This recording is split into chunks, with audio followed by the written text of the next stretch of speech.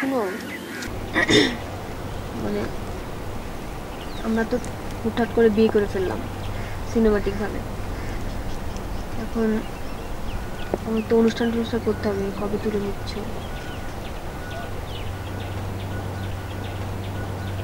আমি তো বড় হয়েছি, আর ভাইয়ারাও এখন চাইবে যে আমার বিয়ে টিয়ে দেয়।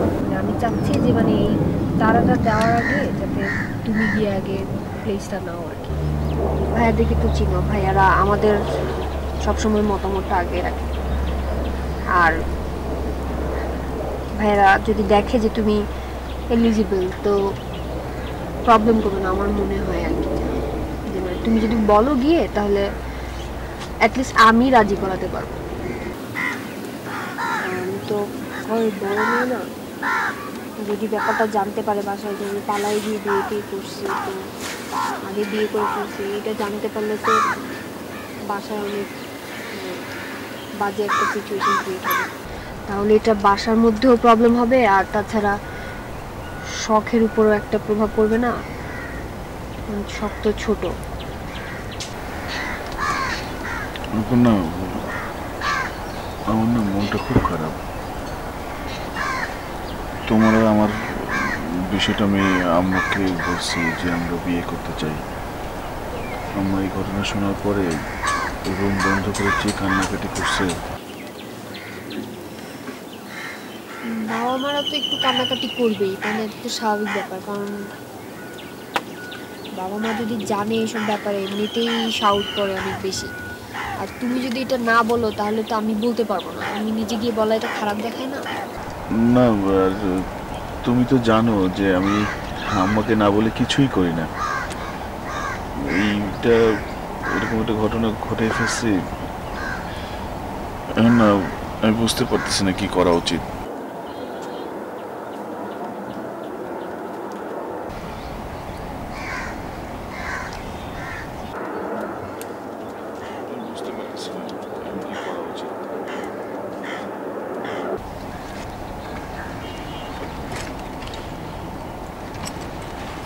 কি করছো? আমি যাচ্ছি। কেন? আমি তোমাকে নামাই দেবো। হ্যাঁ, ইটস ওকে, আমি একা চলে না না না, শোনো অপর্ণা, আমি একা চলে যেতে পারবো। শোনো,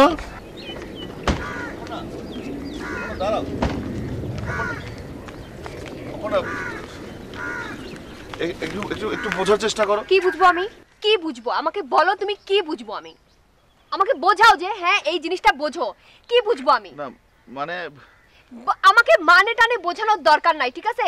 আমাকে হুট করে বিয়ে করে ফেললা, পালাই গিয়ে চলো আমরা পালাই গিয়ে বিয়ে করি। আমার মাথায়ও কিছু নাই। তুমি বলে যে কোনো প্রবলেম হবে না, আমি গিয়ে বিয়ে করে ফেললাম, মানে আমার মাথায়ও কিছু আসো না। এখন বলতেছো তুমি তোমার মা কাঁদতেছে, আমার মা দরজা বন্ধ করে কাঁদতেছে, আমি কিছু বলতে পারতেছি না। এইসব ঢংগুলো তো আমার সাথে দেখায় লাভ নাই। মানে এখন যখন উঠায় নেওয়ার সময় হয়েছে তখন তুমি আমাকে এইসব কথা বলতেছো। তোমার আগে চিন্তা করা উচিত ছিল না বিয়ের আগে? না মানে আমি আমার কিছু বলার নাই। তোমার তো এখন কিছু বলার থাকবে না। বিয়ের আগে তো অনেক বড় বড় লাখা লাখা কথা বলছিলা, অনেক কিছু বলছিলা, হ্যাঁ এটা হবে ওইটা হবে, বিয়ের পরে সবকিছু ঠিক হয়ে যাবে। এখন কি হচ্ছে? এখন বলছো তুমি আম্মু কাঁদতেছে, আমি কি করব গিয়ে? তুমি এত বড় ছেলে হয়েছে তুমি এইসব কথা বলো? আমার বাসায় এটা মানা না। তোমার মা মানুক আর না মানুক এটা আমার ব্যাপার না। আমার বাসায় মানবে কিনা এটা তুমি জানো? আমার বাসাও তো মেনে না নিতে পারে, ঠিক আছে না? আমার বাসায় আমি তো কম সুন্দরী না, আমাকে বিয়ে করার জন্য অনেক ছেলেই আছে, ঠিক আছে?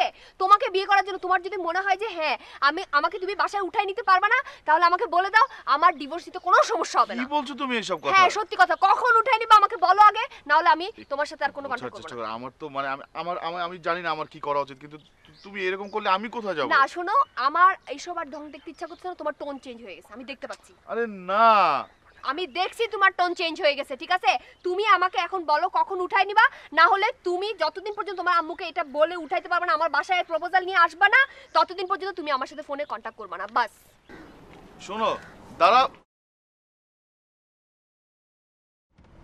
অপর্ণা, এই অপর্ণা, আসো। আমার পেছন পেছনে আসবা না প্লিজ।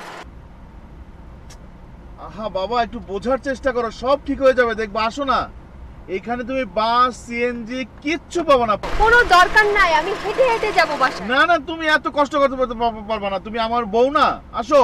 খবরদার আমাকে বউ বলবা না। তুমি আমার বউ না, এটা যদি কাজী সাহেব শুনে উনি মাইন্ড করবে। অনেক কষ্ট করে আমাদের বিয়ে পড়িয়েছে। আসো। উফ, এই তুমি কালো হয়ে যাবে রোদে, আসো। আমি অবশ্যই সমস্যা আছে। আমার বউ কাল হইলে আমার সমস্যা না, কার সমস্যা? এই সামনে রেখে দাও। আয় উঠ।